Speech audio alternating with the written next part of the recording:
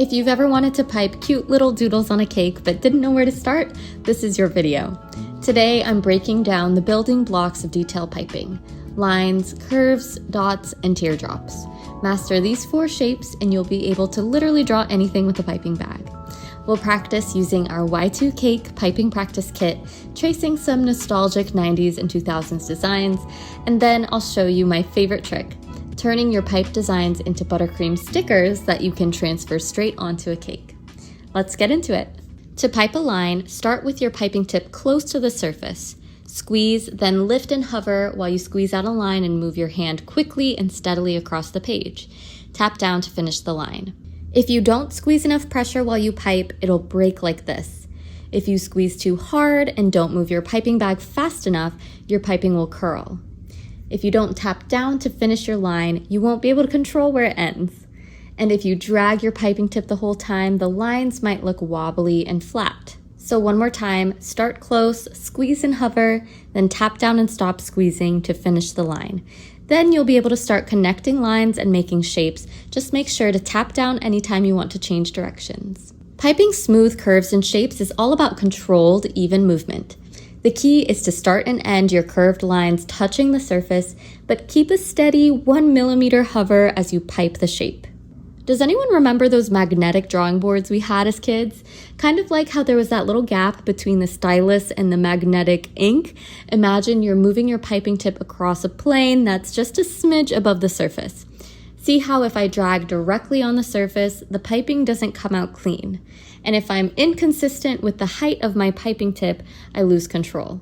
So one more time, start close, tiny, steady, even hover, and tap down to end. Next, let's pipe some dots. First off, it can be helpful to use your other hand to stabilize your piping hand. To pipe a dot, hover your piping tip a tiny bit, then hold it still while you pipe, then stop squeezing before feathering it away. It's essential to stop all pressure before lifting up the bag because that's what makes it have a little tail. When piping larger dots, resist the urge to move your piping bag. Again, just hold it in place, squeeze until it's the size that you want, then stop squeezing before flicking it away. You'll get way more consistently round dots this way compared to if you tried to freehand draw a circle. Practice piping all different sizes of dots, and if you do end up having little tails, you can use the tip with no squeezing to kind of tap it down and adjust. Finally, the teardrop shape is an essential piping building block. Here's how to master them. Start by piping a dot, hover and squeeze, and then slowly ease off pressure as you flick the tip down and away to create the tail. If you squeeze too much pressure while pulling away, you'll get a tube. Don't lift up, then the tail will be in the air. Don't move your piping bag right away. You want to hold still and pipe long enough to make a round dot before you swipe and create the tail. Now that you've learned the building blocks, have fun and practice your new skills by tracing out all these little icons, and then try drawing out some of your own.